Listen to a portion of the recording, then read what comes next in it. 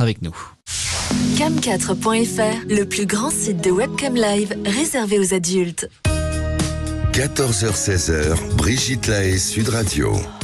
Bonjour à tous, nous sommes ensemble durant ces 2 heures sur Sud Radio et bien sûr d'abord je vous souhaite à toutes et à tous une excellente année 2024 avec évidemment beaucoup d'amour mais peut-être aussi beaucoup d'humour parce que franchement cette période trouble, je trouve qu'on manque peut-être un peu d'humour et quoi de mieux que l'humour pour se sentir mieux même lorsqu'on traverse des moments difficiles.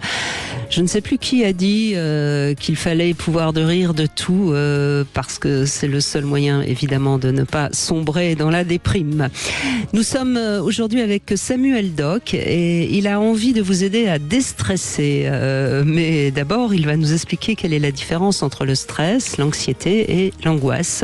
Parce que c'est vrai qu'on a un peu tendance à tout mélanger.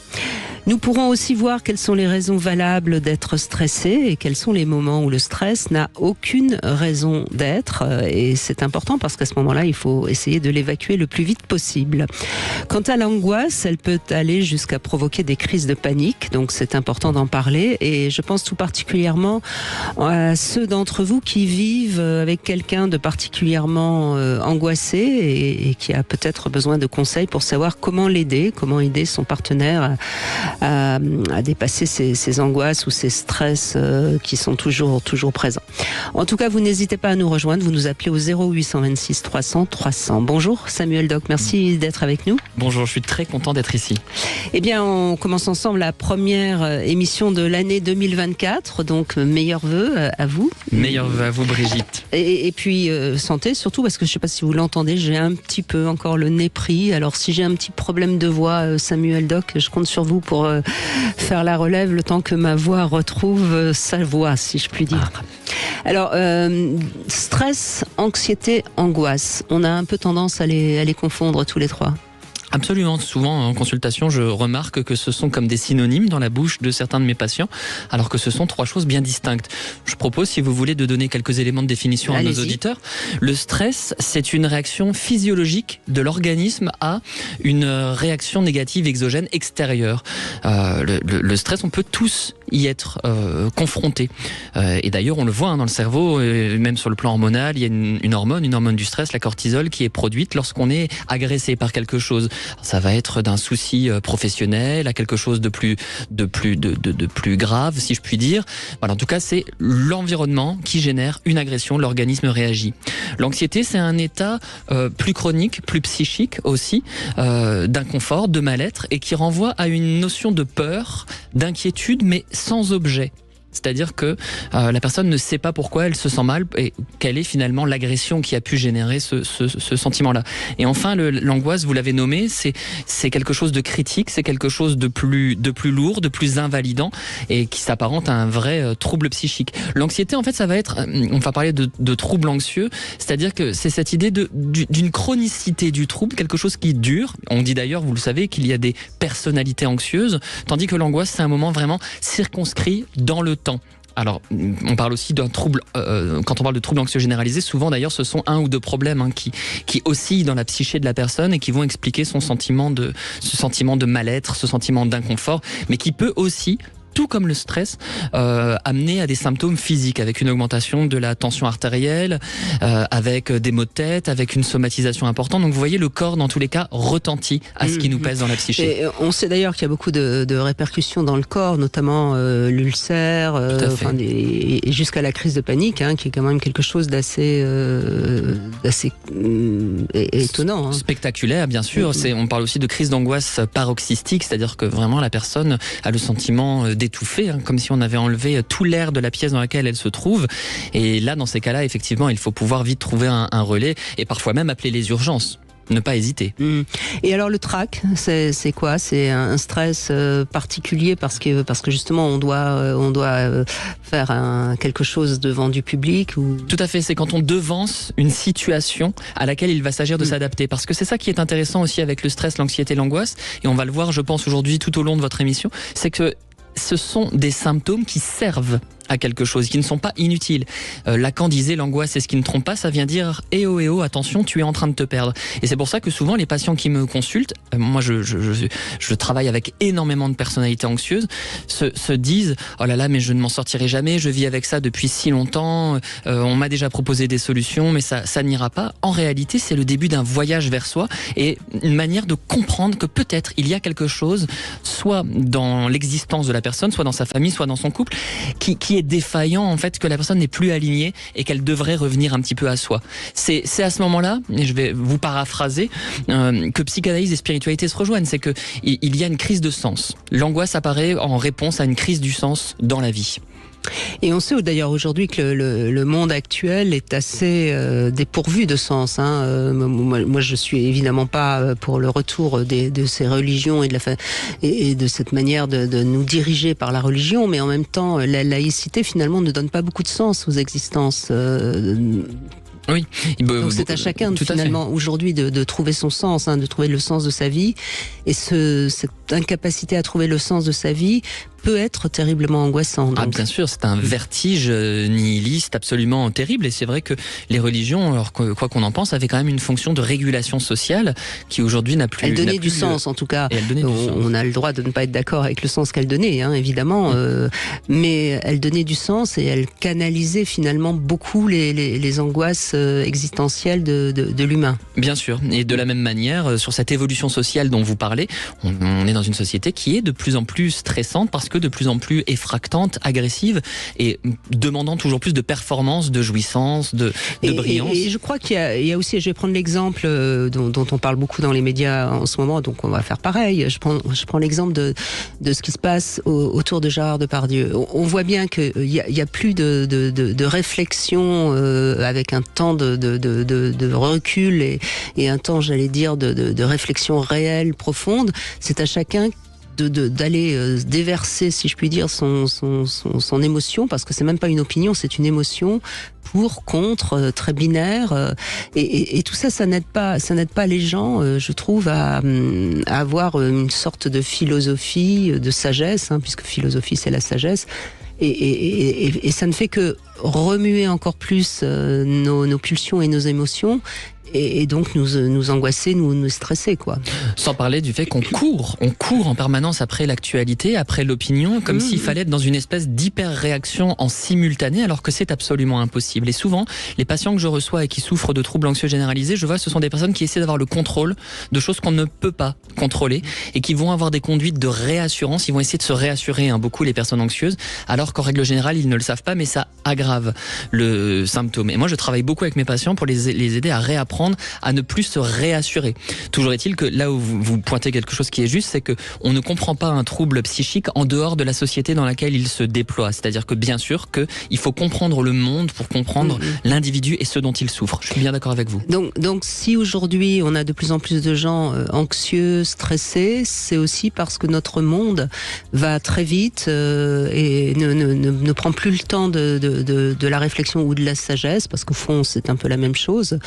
Et donc on s'agite, mais à aucun moment on arrive à libérer, si je puis dire, notre esprit. On va pas parler de relaxation, de méditation aujourd'hui, mais on sait très bien que si on se pose et qu'on lâche prise, on va retrouver un certain calme intérieur qui va donc nous déstresser. C'est absolument ce que je crois. On va gagner en distance, on va pouvoir penser les événements et peut-être être moins phagocyté. Le grand sociologue Hartmut Rosa, parlait d'hyperaccélération sociale du temps et disait que la maladie d'aujourd'hui est une maladie temporelle, cette manière de galoper, de courir dont vous parliez, que moi j'appelle hédonisme de survie, où il s'agit finalement de jouir, de consommer le plus possible, le plus rapidement possible, mais qui brûle une à une toutes les ressources de l'individu. Et c'est difficile de se libérer de cette aliénation-là, de parvenir à s'émanciper. Sans parler de cette crise du sens aussi, que vous avez nommée, où finalement chaque individu cherche de manière narcissique le sens en lui-même. Et c'est ça aussi le problème, c'est qu'on ne cherche plus le sens dans le monde. Se déstresser, c'est déjà prendre conscience qu'on est stressé. Absolument. Peut-être, et puis prendre un tout petit peu de temps pour soi, pour se poser. Pour ralentir, pour peut-être aussi investir la culture qui peut offrir un très beau soutien. Vous avez parlé de l'humour dans votre introduction. Culture et nature, mais Freud le disait mieux que personne. Les piliers de la civilisation, ce sont la culture, la nature, les sciences. Voilà, il évoquait tout ça, la spiritualité aussi. Il en parlait beaucoup. Et surtout, vous m'avez fait très plaisir avec votre introduction, c'est que vous avez parlé de l'humour. Et pour Freud, le mécanisme le plus sophistiqué de la psyché humaine, c'est l'humour. Alors voilà, peut-être aussi parfois essayer d'être un peu. Alors bien sûr, quand on est en souffrance psychique, c'est pas simple, mais d'avoir un peu d'humour. Oui, mais justement, si on est avec une personne particulièrement anxieuse ou stressée, je suis pas sûr que de se moquer d'elle, ça va marcher. Non, mais je parle d'humour, pas de moquerie. Oui, et bien sûr que peut-être que c'est la personne qui est anxieuse qui peut réussir à apprendre parfois à rire de son symptôme. Même moi, quand j'étais analysant et pas psychanalyste, j'ai dû apprendre à rire de mes propres failles pour les apprivoiser. Mais c'est vrai qu'une personne stressante, la plus dure des tentations à laquelle il faut résister, c'est celle de la réassurance. C'est qu'on a tendance à vouloir rassurer une personne anxieuse, alors que là encore, ça va... Alors qu'est-ce qu'il faut faire ? Ça va être soutenir peut-être sa démarche vers une prise en charge thérapeutique, parce que quand même, le trouble anxieux généralisé, ça demande un travail thérapeutique long, coûteux, physiquement, économiquement, mais qui est tellement libérateur que je l'apparente à un voyage, et après, on retrouve vraiment du souffle. Donc c'est ça va être contenir la personne, ça va être l'écouter, mais pas chercher à lui dire, allez, ça va passer, c'est rien. Parce que, c'est pas rien pour elle. Parce que c'est pas rien pour elle, déjà, absolument, vous faites bien de le dire, mais surtout que ça va faire s'incarner le problème, alors qu'en réalité, non, il est virtuel et il n'existe que dans la psyché de la personne. Alors que si on réassure, c'est comme si on disait, ton problème existe bel et bien, la preuve, je dois produire une action pour pouvoir t'en libérer. Et donc, c'est le serpent qui se mord la queue. Eh bien, on va parler de tout ça avec vous, bien sûr, sur Sud Radio 0826 300 300. Ne soyez pas anxieux de prendre la parole. Bien au contraire, on va vous rassurer, vous pouvez nous appeler. Et on est avec Samuel Doc. Dans un instant, c'est Karen qui sera avec nous. C'est Jacques Pessis, bonne année, très bonne année. Une année meilleure que les précédentes, c'est tout le bien que je peux vous souhaiter. Bonne année avec Sud Radio. Sud Radio. Parlons vrai. Plus. 14h-16h, Brigitte Lahaie, Sud Radio. Samuel Doc est avec nous, vous êtes psychanalyste, auteur de nombreux ouvrages, le dernier, L'enfant thérapeute aux éditions Plomb. Et aujourd'hui, on va parler de cette anxiété, de ce stress qui envahit de plus en plus la société. Et si c'est votre cas, si vous êtes particulièrement stressé comme Karen, n'hésitez pas à prendre la parole. Bonjour Karen, ça va? Pas trop de trac? Je vous remercie. Bonjour à tous les deux, mes meilleurs vœux. Bonjour, meilleurs vœux. Merci. Alors, par rapport à la description et la définition plus exactement que vous avez faite, je me trompais un petit peu parce que j'avais tendance à dire que j'étais une stressée du bocal. Et en fait, j'ai toujours été quelqu'un d'inquiet, je suis toujours dans des stratégies d'anticipation et je pense que je me rassure d'une certaine manière et je me fais pas confiance aussi parce que quand il y a des situations stressantes, je sais que je vais y faire face, mais pour autant il faut que à l'avance, si je peux, j'anticipe, j'échafaude des stratégies dans tous les sens de manière à pouvoir me dire si jamais le moment venu il se passe ça, je saurai comment réagir, s'il se passe ça, je saurai comment réagir. Et c'est vrai qu'on m'a toujours, depuis enfant, on m'a souvent dit effectivement que j'étais une anxieuse. Et effectivement, à travers des symptômes actuels, on va dire, il est clair que c'est confirmé. Ah oui, et je réagis tout de suite à brûle pour point. C'est très très précieux ce que vous introduisez dans notre émission, chère Karen, puisque vous parlez de cette anticipation. Et c'est vrai que les patients que je reçois et qui souffrent d'un trouble anxieux généralisé sont tous dans l'anticipation, c'est-à-dire qu'ils ont tous des scénarios catastrophes. Ça leur coupe complètement le souffle. Ils vont, nous on appelle ça de la tachypsychie, c'est-à-dire vraiment réfléchir dans tous les sens et essayer de contrôler justement en anticipant, alors que ça aggrave en réalité le problème, c'est-à-dire que ça ne soulage pas du tout l'angoisse d'anticiper. Et en plus, il arrive de toute façon des moments, des événements qu'on n'a pas du tout pu anticiper parce que justement ils sont c'est la vie et à ce moment-là de toute façon. Mais comment vous réagissez, Karen, si vous arrive quelque chose que vous n'aviez pas prévu? Le pire, c'est que justement, j'arrive à faire en sorte que ça se passe le mieux possible. C'était la réponse que je m'attendais à entendre, oui. Donc, c'est ça le pire, c'est qu'en fait, c'est vraiment, je me suis rendu compte non, tant mieux. Au moins, oui. On peut. Mais ça m'empêche pas de le faire. Oui, mais donc ça montre bien que quelque part, ce que votre système de contrôle et d'anticipation est totalement contre-productif puisque ça sert à rien. Exactement. Puisque vous êtes capable de bien réagir s'il se passe quelque chose d'imprévu et qu'il faut faire face tout de suite. Donc je suis pas au stade où moi j'entends que ça ne sert à rien. Je m'auto-persuade que c'est parce je comprends bien. J'ai anticipé que justement j'arrive à gérer les situations stressantes. C'est tout à fait ça, Karen, c'est-à-dire que la volonté n'a pas de prise, c'est ça aussi qu'essayait, je pense, de vous faire entendre Brigitte, oui. Et vous pointez bien le côté irrationnel de cette posture, oui. C'est-à-dire c'est comme si vous aviez des stratégies d'adaptation alors qu'il n'y a pas de danger auquel vous devez vous adapter. Et ça, c'est vraiment typique du trouble anxieux généralisé. Est-ce qu'en règle générale, il y a un ou deux problèmes qui tournent dans votre tête et l'un chasse l'autre? C'est-à-dire que quand il y a une chose qui ne vous angoisse plus, il y en a une autre qui apparaît? Non. Non, alors comment ça se passe alors dans ce cas-là? Qu'est-ce qui vous occupe votre esprit? Ça peut être tout et n'importe quoi et ça va dépendre des moments. Voilà, si professionnellement il y a pu y avoir un contexte difficile avec un client, je vais angoisser pour les clients à venir et les situations qui sont pas encore négatives mais qui vont pouvoir le devenir. Est-ce que ça part toujours de quelque chose qui s'est quand même passé et qui a été un petit peu délicat ou difficile? Pas forcément. Pas forcément non plus. Non, et est-ce que c'est dans la reproduction? Et est-ce que vous pourriez nous dire dans quel domaine particulièrement ça provoque ça? Est-ce que c'est parce que j'ai l'impression que c'est par rapport à une sécurité personnelle que vous êtes particulièrement anxieuse? Non, ça peut être dans différentes choses. Alors le domaine professionnel est un domaine qui peut être fortement déclanceur.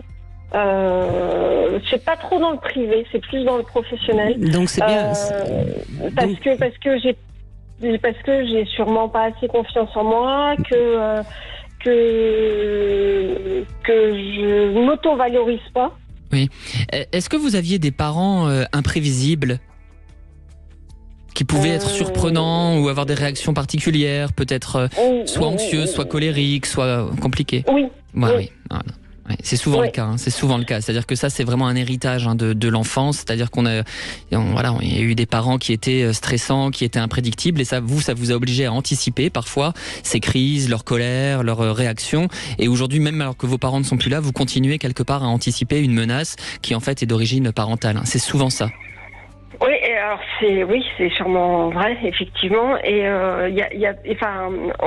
me disait, alors après, c'est qu'est-ce qui est de l'inné, qu'est-ce qui est de l'acquis, et qu'est-ce que les événements aussi de la vie déclenchent. Mais on m'a toujours dit, toi, tu tiens de ta grand-mère, t'es une anxieuse comme elle. Voilà.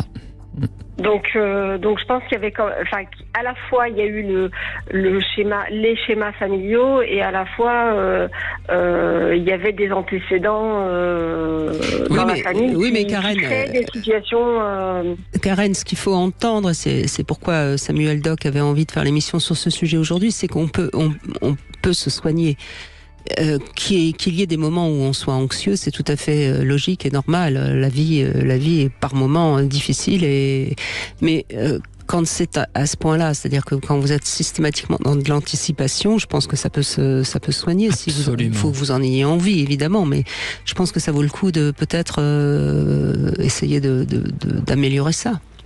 Il y a des cas, en fait, ce que j'essaye de faire, c'est que j'essaye de me faire un peu plus confiance, et quand c'est tout bête, c'est ce que je disais tout à l'heure à Jacques, le fait de partir en vacances, je vais faire des listes. Donc je fais des listes de choses que je dois pas oublier, comme ça me rassure, et puis je suis pas un boucan et quelqu'un d'invivable pendant quelques jours avant de partir pour le conjoint aussi. Parce que ce que vous disiez aussi, c'est que c'est pas facile facile pour soi, mais c'est pas facile pour l'autre parce qu'il y a des moments où il nous voit nous taper un peu partout comme les balles qui rebondissent et puis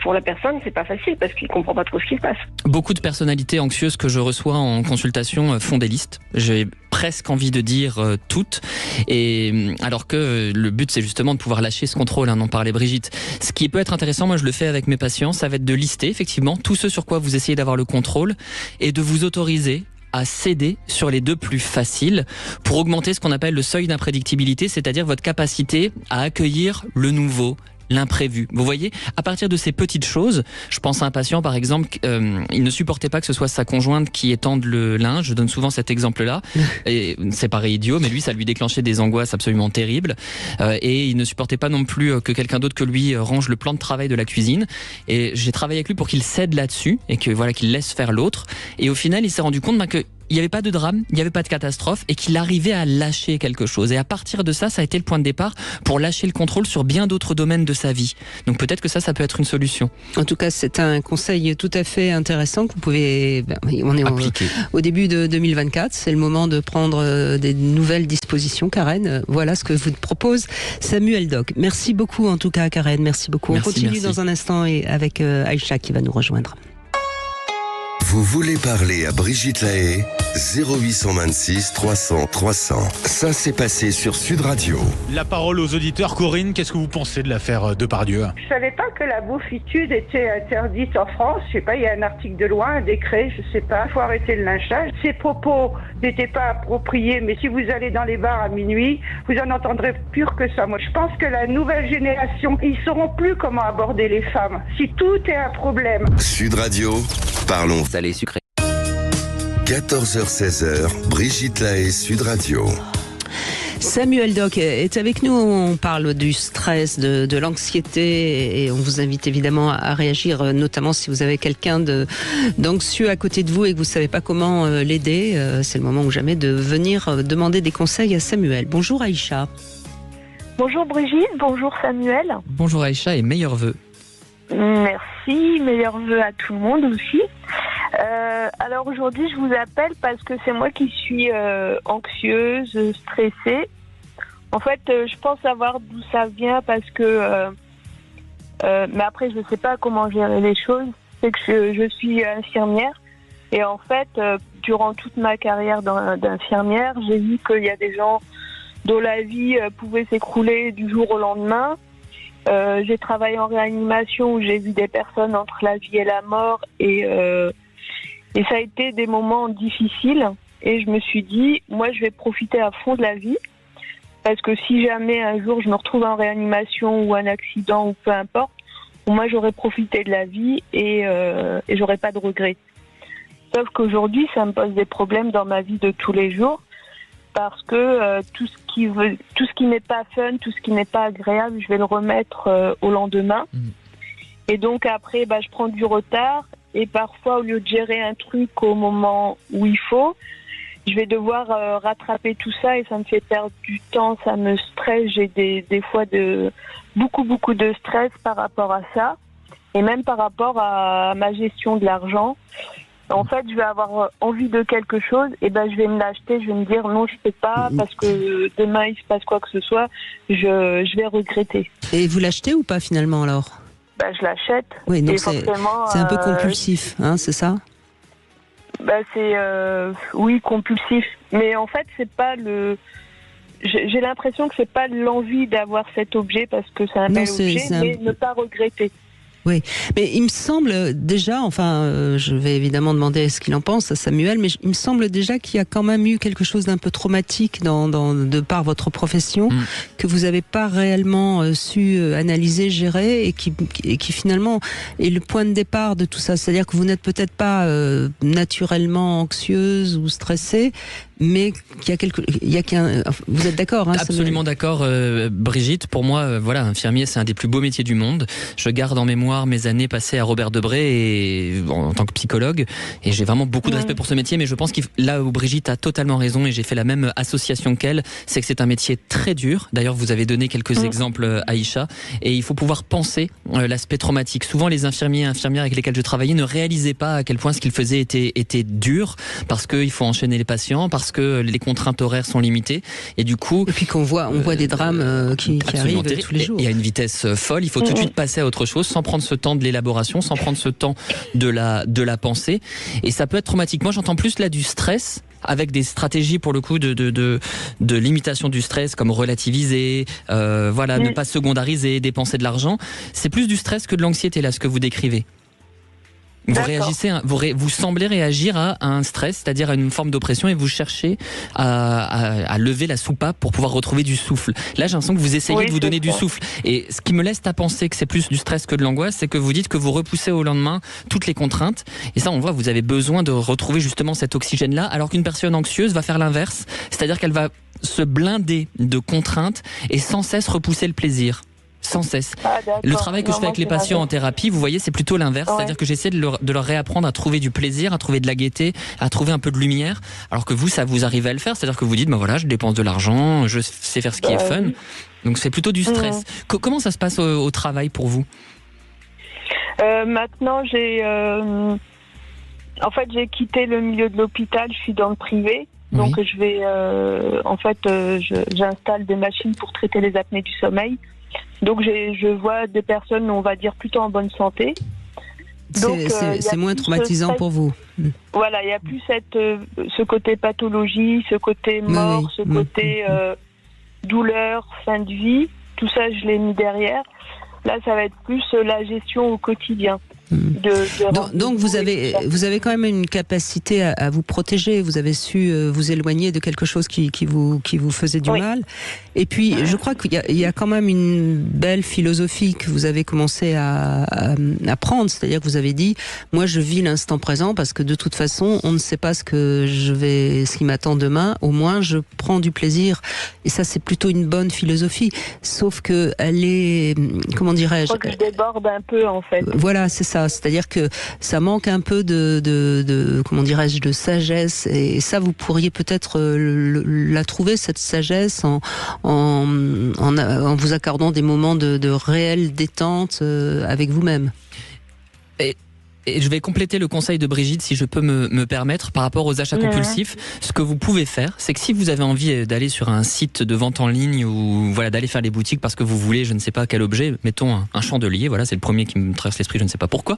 Vous marquez sur une feuille chandelier, le chandelier, la référence, et vous dites, ok, Aïcha, dans 3 jours, tu regarderas ton carnet de désirs, et vous avez toujours envie du chandelier, vous le prenez.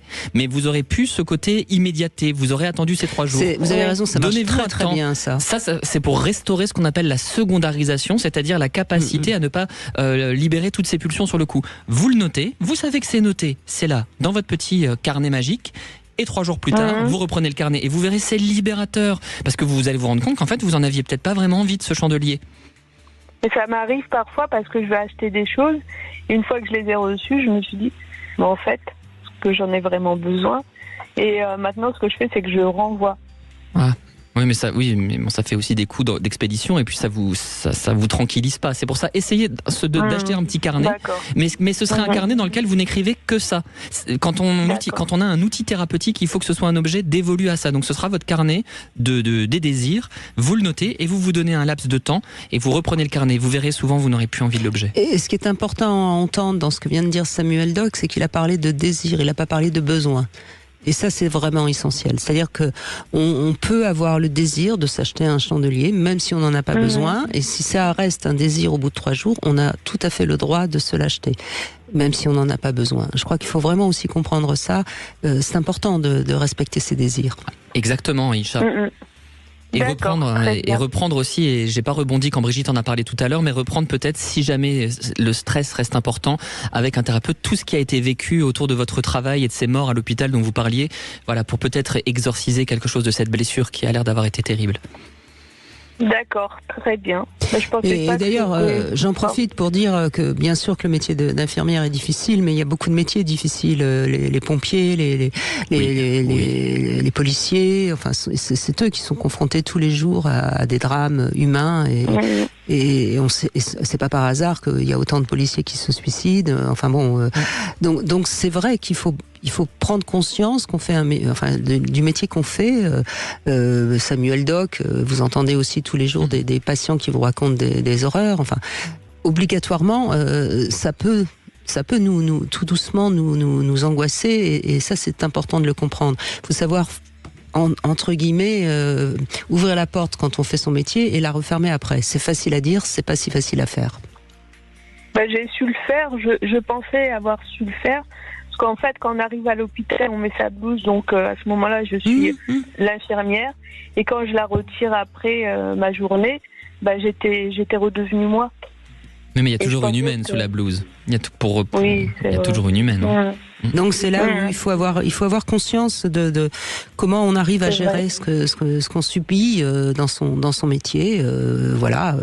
Et tous les métiers, de toute façon, nous font traverser des choses plus ou moins faciles, plus ou moins difficiles. Et si on se rend compte qu'on n'est pas tout à fait apte à supporter ce qu'on est obligé de traverser par sa profession, eh bien, c'est peut-être le moment de nous appeler, puis on verra comment vous pouvez réagir à tout ça.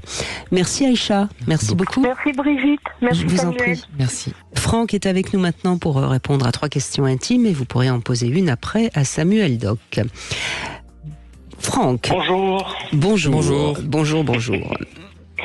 Alors, première question, est-ce que vous avez terminé l'année sexuellement de manière très positive pour vous ? Ni positive, ni négative, c'était comme d'habitude. Mais alors, est-ce que votre habitude est positive ou négative ? C'est plutôt positif. Voilà, très bien. Ravi de cette bonne nouvelle. Deuxième question, est-ce que vous avez déjà eu le désir de vous filmer lors de vos ébats sexuels ? Oui, c'est déjà arrivé. Oui. Vous l'avez fait ? Oui, je l'ai déjà fait avec ma compagne actuelle. Et, il y a longtemps, c'était au début qu'on était ensemble, mais oui, c'est déjà arrivé. Oui. Et vous l'avez gardé pour vous ? Oui, je l'ai gardé. C'était sur un ancien téléphone qui n'existe plus, mais il était uniquement pour nous. Et oui, on n'a pas. D'accord. On n'a rien fait de plus avec. C'était sage. Oui. Et dernière question, quel serait votre plus grand atout charme ? Mes yeux. Vos yeux. Et alors, ils sont comment vos yeux ? On me dit beaucoup que j'ai un regard très perçant. Alors, je ne sais pas si c'est positif ou négatif, mais voilà, je dégage pas mal de choses. Vous scrutez les gens quand vous les regardez, vous avez un œil laser, c'est ça ? Je vais voir ce qu'ils ont au plus profond de leur âme. D'accord. Oui, mais ça veut dire qu'au moins vous les regardez vraiment. Enfin, en tout cas, c'est la sensation qu'ils ont. D'accord. Oui, exactement. Et ce que je trouve bien dans votre réponse, c'est que vous m'avez pas dit ils sont de telle couleur, vous m'avez dit ce qu'ils étaient, et j'ai trouvé ça très très chouette comme réponse. Je vous laisse poser une question à Samuel Doc, qui vous écoute. Alors bonjour Samuel, voilà, petite question. Est-ce que la spasmophilie est un symptôme du stress ou de l'angoisse ? C'est une question qui revient très très souvent. D'ailleurs, je pense à un patient que j'avais. On lui disait qu'il faisait des crises de spasmophilie, alors qu'il a pu lui-même nommer que c'était des crises d'angoisse. Moi, je crois que aujourd'hui, là, je vais sur un domaine qui n'est pas trop le mien, donc je serai prudent puisque ça appartient plus à la médecine, ce qui concerne cette spasmophilie. Mais ce qui est sûr, c'est que il faut toujours s'interroger sur les manifestations du corps, et que c'est vrai que cette idée d'avoir des spasmes, d'avoir des contractions musculaires involontaires, ça peut avoir une origine organique, et c'est pour ça que ça mérite toujours d'être pris très au sérieux et d'être exploré déjà avec un médecin traitant lorsque cela survient. Et puis, si aucune cause organique n'est trouvée, il faut pouvoir à ce moment-là envisager qu'il s'agisse de troubles d'angoisse qui, lorsque les troubles d'angoisse deviennent paroxystiques, peuvent produire des manifestations somatiques absolument spectaculaires. Vous avez des personnes qui peuvent se contorsionner sur le sol avec des raideurs musculaires très très importantes, voilà, qui s'apparenteraient presque à des crises d'épilepsie, si vous voulez. Donc oui, ça peut être en lien, mais ça peut aussi être des choses complètement différentes. Ça, c'est vraiment des choses qu'il faut pouvoir travailler avec un médecin traitant lorsqu'on souffre de cela. Mais je ne sais pas si le terme de spasmophilie est encore très utilisé aujourd'hui. Ça, vous voyez, je suis pas sûr. Ça mériterait d'être exploré. Oui. D'accord, très bien. À approfondir. Voilà. Mais on sait très bien que le rapport entre l'esprit et le corps existe. Donc très souvent. Après, c'est toujours pareil. Notamment en ce qui concerne la spasmophilie, il y a un moyen de le soigner par la médecine, c'est-à-dire par des médicaments, et puis il y a des moyens de le soigner aussi par l'esprit, si je puis dire. Donc ça, c'est aussi à vous de choisir comment vous allez vous diriger, Franck. Très bien. L'un n'empêche pas l'autre. L'un n'empêche pas l'autre, et c'est vrai que les médicaments peuvent apporter un énorme soutien aux personnes qui ont des crises d'angoisse au départ. Maintenant, ça ne se substitue pas à un travail de parole. Parfois, c'est vrai que lorsqu'un patient démarre un suivi médicamenteux, ça peut court-circuiter le travail de parole, parce que comme il va sentir un bénéfice direct et qu'il va y avoir une levée du symptôme, il aura peut-être moins envie d'aller raconter son histoire et d'aller creuser sur ce qui lui fait mal au fond de lui, alors que pourtant ça continuera de le travailler. Donc c'est ça aussi qui est difficile. Et quand il arrêtera les médicaments, ça risque de revenir. Exactement. Oui, Franck, excusez-nous, on vous a coupé, allez-y.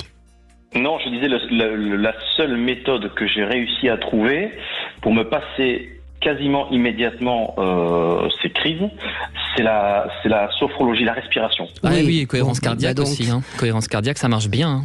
Bon, donc on est instantané. Oui, donc là on voit bien que c'est biologique. C'est pas du tout un. Tout à fait. Oui. Les personnes qui souffrent d'hypertension, par exemple, peuvent avoir un abord très angoissé, alors qu'il y a juste une cause somatique. C'est pour ça, encore une fois, qu'il s'agit toujours de débrouiller les origines du problème.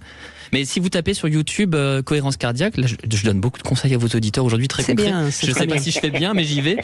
Vous tapez cohérence cardiaque sur YouTube et vous trouverez en 5 minutes des petits outils pour pouvoir retrouver du souffle et une cohérence cardiaque, justement. Très bien. Merci pour ce conseil. Je vous en prie, merci à vous, Franck. On fait une petite pause, on se retrouve dans un instant, toujours avec les conseils très pratiques de Samuel Doc. 14h-16h, Brigitte Lahaie, Sud Radio. Côté libido, vous êtes plutôt romantique, libéré, excentrique, joueur. Rudesplaisirs.com comble toutes vos envies, même les plus intimes. Lingerie sexy, accessoires et jeux coquins, sextoys tendance, huile et bougies de massage. Rudesplaisirs.com, plus de 9500 références, les plus grandes marques érotiques au meilleur prix. Rudesplaisirs.com, le partenaire de vos désirs sexy et plaisirs coquins. Découvrez notre nouveau showroom à Septem-les-Vallons ou passez commande sur rudesplaisirs.com. Livraison en toute discrétion. Cam4.fr, le plus grand site de webcam live réservé aux adultes. 14h-16h, Brigitte Lahaie, Sud Radio.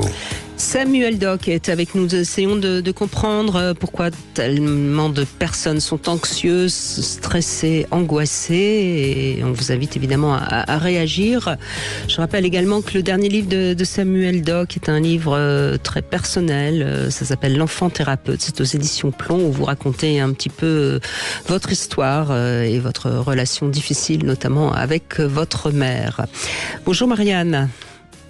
Bonjour Brigitte et bonjour Samuel, et tous mes meilleurs vœux vraiment pour cette année, pour chacun d'entre eux. Merci Marianne. Très gentil, merci Marianne, à vous aussi. Alors vous avez du mal à distinguer les différences entre anxiété, stress.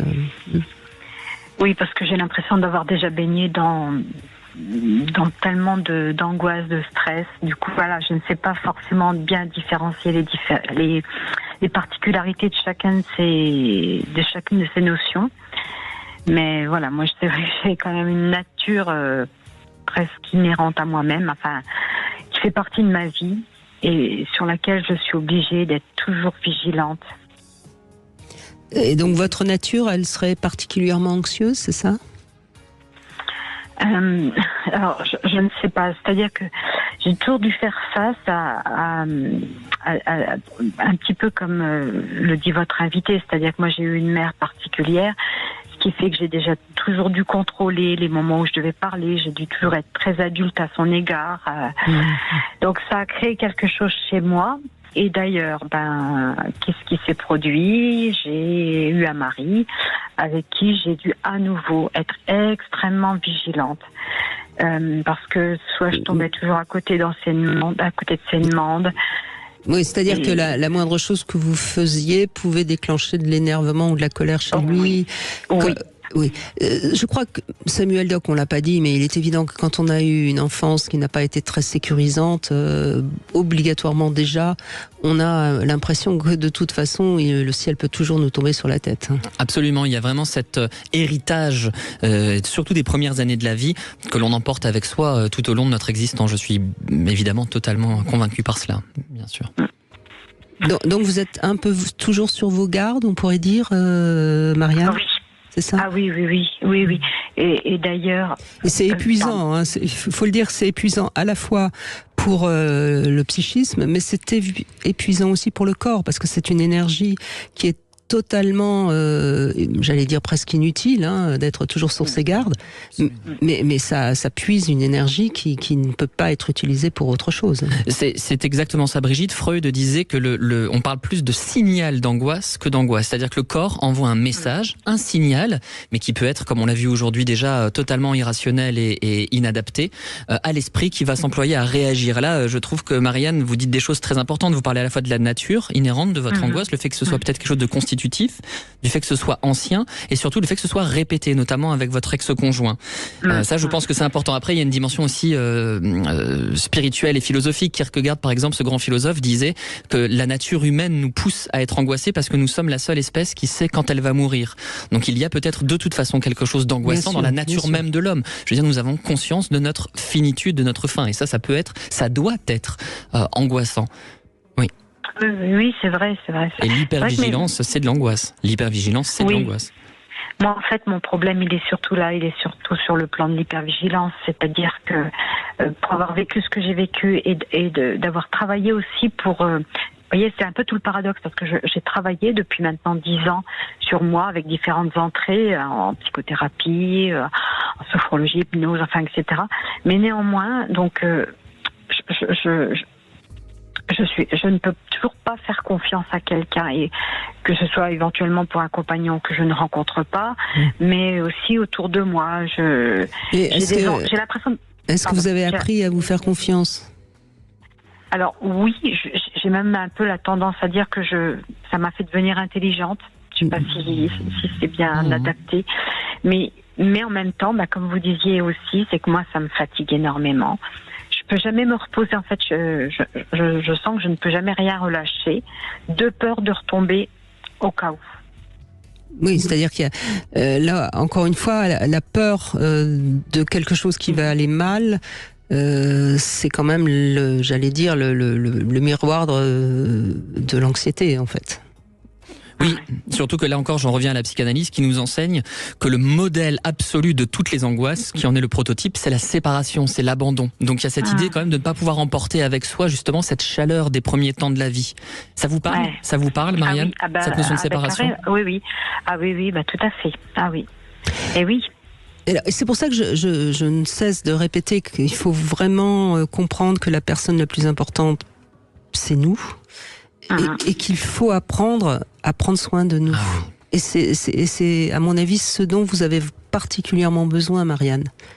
Parce que vous dites que vous faites confiance, mais en même temps, vous restez totalement en vigilance permanente. Ce qui veut bien dire qu'au fond, non, vous ne vous faites pas confiance. Oui, c'est vrai que si vous avez raison, c'est du paradoxe. C'est tout à fait, je le réalise en l'entendant dans votre bouche. Mais oui, c'est plus fort que moi, si je puis dire. Alors, je suis bien avec moi-même. Quand je suis toute seule, je fais des choses, je suis bien. Je je me protège, voilà, j'avance, je sais faire la part des choses, mais je ne dépasse pas un certain stade, tout à fait. Il y a une chose aussi que vous pouvez faire, c'est vous interroger un petit peu justement à ce qui se passe dans votre corps. C'est-à-dire, je donne beaucoup d'exercices, vous avez remarqué aujourd'hui très concrets, celui-là c'en est un, faire un scan de votre corps, c'est-à-dire quand surgit l'angoisse, vous faites une visualisation en respirant de l'ensemble de votre corps et vous essayez d'identifier ce qui se passe en vous, vous pensez, vous considérez vos muscles, vos os, vos organes, vous les sentez véritablement. Et vous faites de la place, vous accueillez en fait ce signal-là. Vous n'essayez pas de le chasser, vous n'essayez pas de vous réassurer, vous n'essayez pas d'être vigilante. Vous êtes dans ce que Brigitte a nommé, c'est-à-dire un prendre soin. Prendre soin du corps, prendre ce temps pour vous. Écoutez votre corps. Déjà, rien que de l'écouter, comme le disait si bien Krishnamurti, on ne peut pas lutter contre une émotion ou une sensation. En revanche, le fait de l'accueillir diminue déjà cette sensation qui serait pas bonne pour nous. Donc déjà, écoutez votre corps, prenez conscience de ce qui se passe. Ensuite, dans un deuxième temps, je peux donner un conseil qui est un peu plus complexe, mais qui est pourtant très intéressant. Suivant les endroits où notre corps nous envoie un signal, eh bien, c'est pas le même domaine. Par exemple, lorsque c'est au niveau du ventre, c'est plus un domaine qui est en rapport avec la sécurité.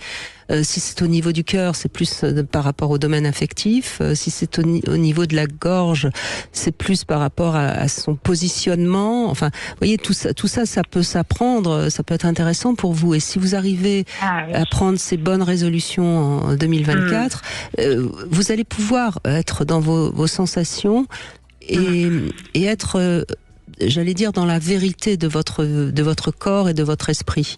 Et si on est dans la vérité de soi, à partir de ce moment-là, on peut avancer en sécurité parce que on sait de quoi on a peur, pourquoi on a peur. Et à ce moment-là, ça devient concret. Le problème de l'anxiété et de l'angoisse, ce sont des peurs qui sont complètement irrationnelles et qui ne sont pas nommées. Oui, c'est vrai. Et c'est intéressant cette possibilité d'écouter son corps, d'être vigilante. Moi, je fais de la respiration déjà, par le biais de méditation de temps comme ça, mais c'est vrai que j'avais pas vu ça sous cet angle-là. Surtout que vous avez dit au début de votre intervention que quand vous étiez petite, vous deviez attendre d'avoir le droit de parler, d'avoir la possibilité d'exprimer. Ça veut dire quand même qu'on n'a pas fait beaucoup de place à votre parole, justement, et à vos émotions. Vous n'aviez pas le droit d'avoir des émotions et une parole, et aujourd'hui, c'est ça qui est si dur, c'est qu'il faut réapprendre à nommer, réapprendre à sentir. Voilà, considérez la petite fille en vous. Et j'irais même jusqu'à dire apprendre à exister. Oui. Ah oui, c'est très juste, ça me parle énormément ce que vous me dites là. Oui. Mais vous avez, en tout cas, par rapport à vous-même, vous avez le droit d'exister. Donc je crois que c'est déjà le premier pas. Et quand on existe par rapport à soi-même, ensuite on peut exister par rapport aux autres. Mais tant qu'on n'arrive pas à exister par rapport à soi-même, c'est tellement compliqué d'exister par rapport aux autres, puisqu'on attend des autres qu'ils nous fassent exister. Mais c'est pas comme ça que ça marche. Oui, c'est vrai. C'est vrai. C'est très beau. Merci beaucoup. Mais attention, Marianne, déjà d'apprendre à respirer, c'est bien. Mais apprendre à respirer, c'est comme apprendre l'alphabet. Après, il faut savoir écrire. Et donc, il faut interpréter bien sûr ce qu'on respire. Vous comprenez ? Oui, c'est une étape bien plus supérieure. Oui, mais on ne peut comprendre ce qui nous arrive que quand déjà on a appris à respirer. Donc vous avez déjà fait la première marche. Donc tout va bien, Marianne. Vous êtes sur la bonne route. Soyez confiante. Merci beaucoup, Brigitte, et merci Samuel. Merci pour tous vos conseils. Merci à vous. Eh ben, je crois qu'on donne de bonnes résolutions pour 2024, Samuel. Des bonnes résolutions, des bonnes solutions. On commence bien l'année. Alors, bien sûr, vous n'échappez pas à la devinette. Je l'ai trouvée exprès pour vous, elle me fait rire, celle-là. Vous savez qu'il y a un département où il y a un travesti qui n'est pas sage du tout.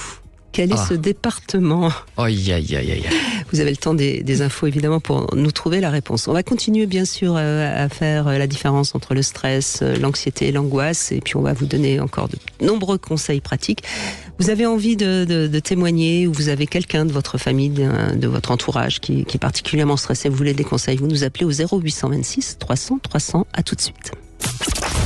c'est Gilles Gonzman. Je vous souhaite une bonne année 2024 sur Sud Radio. Bonne année avec Sud Radio. Sud Radio. Parlons vrai. Ça s'est passé sur Sud Radio. Sabrina Agresti-Roubache, une amende pour consommation de drogue sera inscrite au casier judiciaire. Je demande à ce que ça le soit. Je ne sais pas si le gouvernement va le proposer, mais en tout cas, je suis favorable, c'est un délit. C'est pas rigolo de consommer de la drogue. C'est pas drôle. Sud Radio, parlons vrai. Ça s'est passé sur Sud Radio. Mais Hanouna dit, moi, mon émission, elle coûte beaucoup moins cher. Mais oui, elle coûte moins cher. Mais Ardisson, c'est une marque. Donc ça se paye, c'est tout. Le plus pitoyable de ça, c'est pas Hanouna, c'est Bolloré, qui est un grand capitaine d'industrie. Comment Vincent Bolloré peut subventionner cette merde tous les jours? Enfin, je veux dire, c'est ça la vraie question. Mais personne n'a le courage de s'en prendre à Bolloré. Sud Radio, parlons vrai.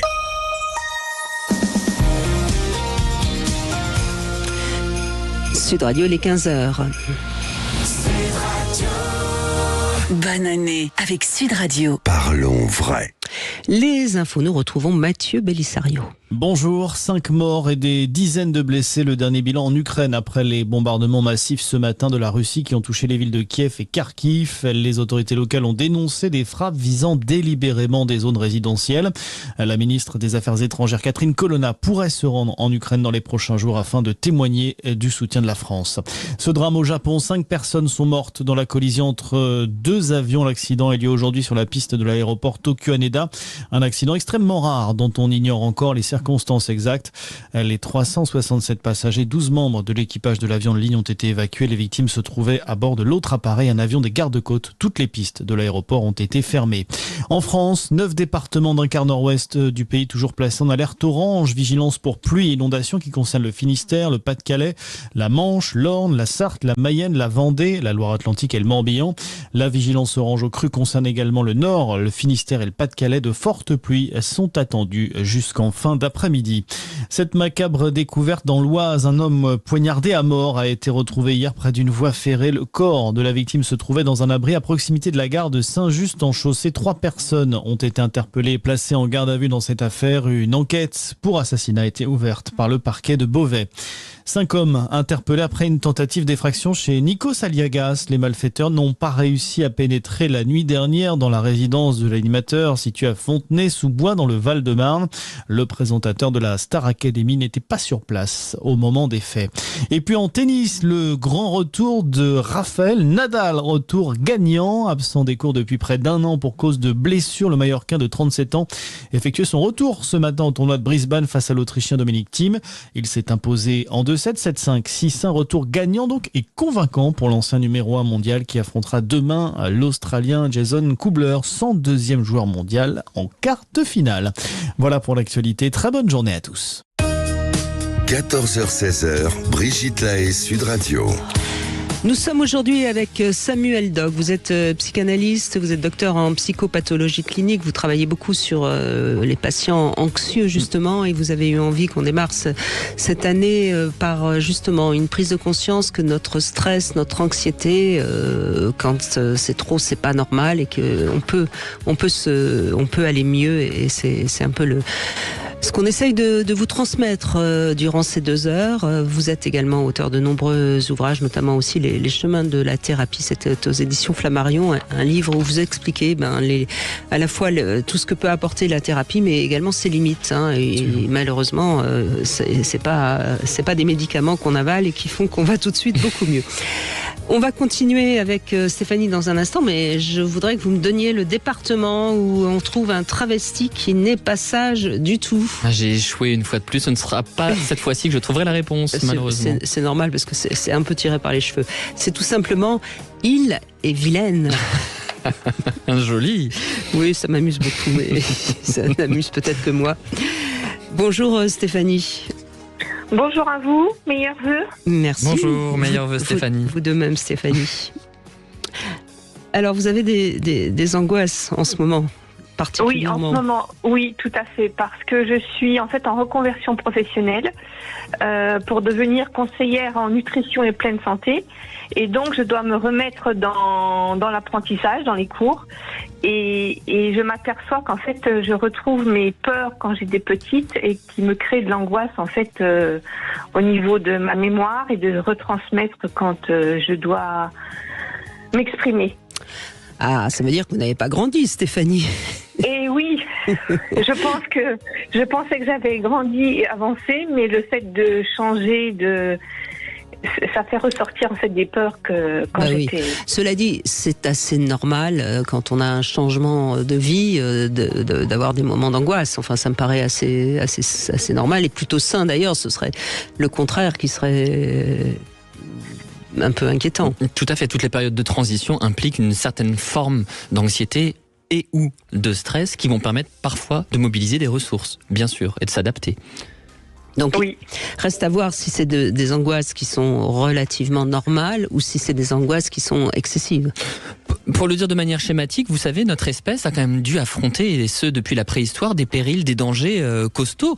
Et à quoi sert finalement cette cortisol, l'hormone du stress dont je parlais? Eh bien, à mobiliser des ressources physiques. Parce que quand nous étions des hommes préhistoriques, pour le dire de manière très caricaturale, et qu'il y avait un animal sauvage qui attaquait, un ours ou que sais-je encore, que je ne sais quel mammouth ou tigre à dents de sabre nous attaquait, il fallait pouvoir réagir très vite. Et c'est pour ça que ça mobilisait. Le problème, c'est que, et là vous l'avez très bien dit Stéphanie, c'est que le stress peut aussi entraver les ressources, et notamment les ressources cognitives, avec la mémoire, l'attention, le langage, qui vont devenir défaillants à cause du stress. Oui, c'est exactement ça. C'est ce qu'on fait de notre peur. Voilà la question. Qu'est-ce qu'on fait de notre peur? Est-ce qu'on en fait une alliée ou une ennemie? J'essaye d'en faire une alliée, mais c'est pas simple. C'est plus facile à dire qu'à faire, parce que quand elle est là, des fois elle est plus forte que... Alors, moi je crois, d'abord il faut savoir que la mémoire, c'est comme un muscle. C'est-à-dire que quand on a perdu l'habitude d'apprendre, il faut réapprendre à apprendre, si je puis dire. Donc c'est normal que vous ayez du mal à apprendre les cours que vous avez à apprendre.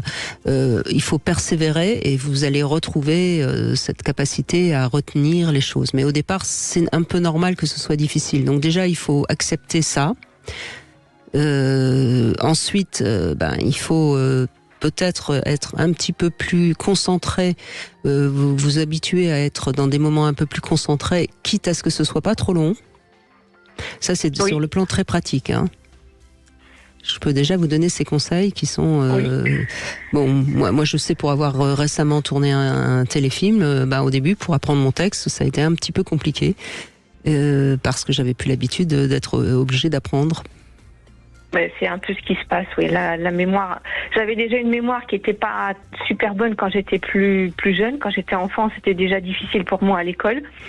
Et en fait, je m'aperçois que c'est le même schéma qui se reproduit quand en fait je suis en condition des évaluations, que le stress est plus grand. Et bien là, en fait, je perds mes... Oui. Alors là, donc là, il va falloir apprendre déjà à respirer, à évacuer un peu le stress, et ensuite à vous concentrer sur le fait d'apprendre ce que vous avez à apprendre. Vous savez, il y a des adultes même qui n'hésitent pas à prendre des cours d'expression orale, des cours de reprise, de confiance en soi. Moi-même, quand j'étais doctorant, on nous proposait des aides là-dessus pour préparer notre soutenance de thèse. Ça peut être la même chose pour vous. Vous pouvez vous renseigner pour peut-être faire une formation ou du théâtre. Nous, c'était une prof de théâtre qui nous donnait cette formation-là pour vous libérer. Et là où c'est une grande chance, c'est que peut-être qu'en résolvant ce problème, vous allez exorciser quelque chose de cette blessure d'enfance que vous nous décrivez. C'est-à-dire que vous verrez que ça y est, vous avez été capable d'affronter vos peurs, de les dépasser et d'en faire un atout, en réalité. Je pense vraiment, quand je vous écoute, que vous avez toutes les ressources pour pouvoir dépasser cette peur et en faire quelque chose et triompher de cette blessure du passé. J'en suis sûr. Oui, mais je pense exactement comme vous que c'est en fait, j'en suis là aujourd'hui pour arriver à dépasser ça. Parce que j'ai déjà soigné beaucoup de blessures, mais je pense que c'en était une que j'avais un peu laissée de côté. Oui. Et voilà. Avec les crédits formation, vous savez, je me trompe toujours sur ce sigle. Je crois même qu'il est possible d'avoir ce genre de formation justement, et surtout pour y prendre du plaisir, parce que c'est aussi ça. Peut-être qu'à un moment vous allez y prendre du plaisir à vous exprimer, à porter vos idées, à apprendre. Et pour compléter le conseil de Brigitte sur l'apprentissage, créez-vous des bonnes conditions d'apprentissage, c'est-à-dire ritualisez-les, fixez des heures à l'avance. Dites-vous, là il est 19h, c'est l'heure des apprentissages. Faites-le plutôt le soir, parce qu'après on sait que c'est mieux pour pour l'apprentissage. Et moi, un conseil que je donne à mes patients, c'est aussi de s'adresser à un interlocuteur invisible pour apprendre. C'est-à-dire, vous prenez une peluche ou je ne sais quoi encore, ou un objet, et vous vous adressez à cet objet, vous lui expliquez votre cours comme si vous le faisiez à un prof. Et vous verrez que peu à peu, il y a toute une gymnastique mentale qui va se mettre en place. Parce qu'il ne s'agit pas de bien apprendre, il s'agit de bien comprendre. Et puis arriver aussi à restituer ce qu'on a appris. Et je pense que votre idée de la peluche ou de la personne imaginaire, c'est une bonne idée pour arriver en fait à s'exprimer à l'oral, à restituer à l'oral. Absolument. Vous avez quel âge aujourd'hui, Stéphanie ? J'ai 48 ans. Bon, donc on est absolument dans une tranche d'âge qui indique qu'on va réparer quelque chose de notre adolescence. Donc c'est intéressant de voir que là, vous allez vous autoriser à vous prouver que vous avez de la valeur et que vous êtes capable de ce que vous n'avez pas osé à l'époque. Et vous êtes passé, comme vous l'avez dit très justement, vous avez essayé d'éviter. Tout à fait ça. Donc c'est le moment. Donc soyez tranquille. Vous êtes sur votre chemin, vous êtes sur votre route. Et il y a un obstacle à dépasser. Mais si vous avez choisi de reprendre cette route-là, c'est que quelque part votre inconscient vous dit que vous êtes capable de dépasser cet obstacle. Oui, persévérance et je vais y arriver. Vous allez y arriver, absolument. Bien dit, ouais. Absolument. Rien à ajouter. Il faut faire confiance aussi, vous savez, à ces choix qu'on fait sans vraiment se rendre compte pourquoi tout d'un coup vous avez fait ce choix-là. Ça vous est venu comme ça. Mais c'est votre inconscient. C'est l'histoire de la vie. Oui, mais c'est votre inconscient qui vous guide. Et vous avez certes un peu peur, mais vous n'avez pas eu peur quand même d'y aller. Non, c'est maintenant où je suis dedans que j'ai peur, que je me rends compte. Mais vous avez été poussé. Je pense que c'est normal aussi, c'est quelque chose de nouveau que j'affronte. Mais absolument. Et vous avez été poussé par votre inconscient pour y aller. Eh bien oui, ça fait un peu peur. Mais si votre inconscient vous y pousse, c'est que vous êtes capable d'y arriver. Je crois que c'est vraiment important. Et ça, je pourrais le dire à tous ceux qui nous écoutent. Si vraiment vous avez un fort désir, si vraiment tout d'un coup vous avez envie d'aller vers quelque chose, faites-vous confiance. Il y a quelque part quelque chose en vous qui vous guide. Eh oui, dialoguer avec cet autre que vous êtes aussi pour vous-même, dialoguer avec cette part d'étrangeté. Ok, très bien. Je vais mettre tout ça en pratique. Et je suis ravie d'entendre qu'il n'y a pas de mais dans votre réponse. C'est que donc vous allez y arriver. Non, je veux pas de mais. Pour moi, c'est insupportable d'entendre des mais. Il y a toujours des excuses. Exactement. On s'est comprise, hein, Stéphanie. Oui. Merci en tout cas. Merci beaucoup pour vos conseils. Je vous en prie. Merci à vous. On fait une petite pause. On se retrouve tout de suite, bien sûr, sur Sud Radio avec vous au 0826 300 300. À tout de suite. C'est Jean-Jacques Bourdin. Je vous souhaite une très bonne année avec Sud Radio. Bonne année avec Sud Radio. Sud Radio. Parlons vrai. 14h-16h, Brigitte Lahaie, Sud Radio. On continue avec Samuel Doc à essayer de vous aider à être un peu moins anxieux, un peu moins angoissé en ce début 2024. Bonjour Isabelle. Bonjour Brigitte, bonjour Samuel. Bonjour Isabelle. Alors vous n'êtes pas angoissée ni anxieuse, mais vous supportez mal la présence de personnes qui seraient très anxieuses, hein, c'est ça ? Oui, c'est ça, exactement. En fait, c'est comme si je ressentais leur anxiété et que ça me brouillait les pistes à l'intérieur de moi. Et quand je suis sur le point d'entrer en conflit avec quelqu'un ou bien quand je ressens l'anxiété des personnes, moi ça me fait fuir en fait, parce que c'est impossible, je peux pas laisser rentrer quelque chose comme ça à l'intérieur de moi en fait. Donc vous êtes un peu éponge face à l'anxiété de quelqu'un d'autre. Oui, souvent. Oui. Souvent. Et il faut dire que les personnes anxieuses sont souvent des personnes très anxiogènes. En réalité, elles produisent aussi de l'angoisse et elles peuvent avoir tendance à vouloir utiliser les autres justement pour trouver une réassurance. Et ça, c'est assez terrible à vivre, n'est-ce pas ? Oui, exactement. Et souvent, c'est ce qu'on me dit, que j'apaise les gens. Mais moi, je peux pas apaiser... comme ça, en fait, souvent, c'est l'impression qu'on se sert de mon énergie. Et qu'est-ce que vous ressentez ? Comment ça se manifeste justement quand vous avez en face de vous quelqu'un d'anxieux ? En fait, ça me remplit.